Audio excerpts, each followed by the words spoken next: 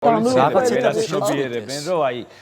ყველაზე მეტი შეურაცხყოფა, ყველა პროფესიას შეურაცხყოფა მიაყენა ქართულმა ოცნებამ, ალბათ აი ჩამოანგრია სულ ყველაზე დიდი შეურაცხყოფა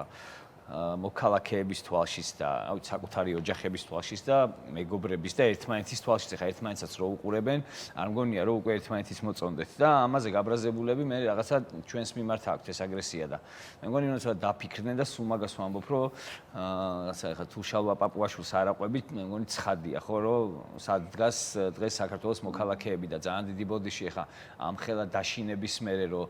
ქვია მილიონი არ დგას ქუჩაში გარეთ იგი მის ბრალი კი არ არის რომ ვინმეს მოწონს ქართული ოცნება იგი მის ბრალია რომ უბრალოდ ზოგი ადამიანი ვერ უძლებს ამ ხელა წნეხს და ზოგს უბრალოდ ავის დილიდან საღამომდე მართლა ისე უწევს გადარჩენისთვის ბრძოლა და ჩვენაირი ზომის ქვეყნისთვის საკმარისზე მეტი დგას ქუჩაში ხალხი, საკმარისზე მძაფრი არის გამოხატვის ფორმები. სპონტანური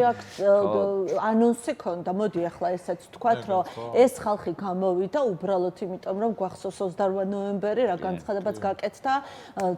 ძალიან მაგარი კლიპი გააკეთეს ნუცა ალექსი მესხიშვილი და სხვა ადამიანები იყვნენ ჩართულები ამაში. აი რაღაც, მაგრამ აი რო გითხარო, რაღაცა მასშტაბური მზადება იყო ამ აქციისთვის ნამდვილად ხო, ერთი კვირა იყო რეალურად. ხო, რაღაც ვიცოდით ერთმანეთთან, რომ ყველა უნდა გამოსულიყავით, ეგ ისეთი მომენტი აქვს. გიორგი, ელოდა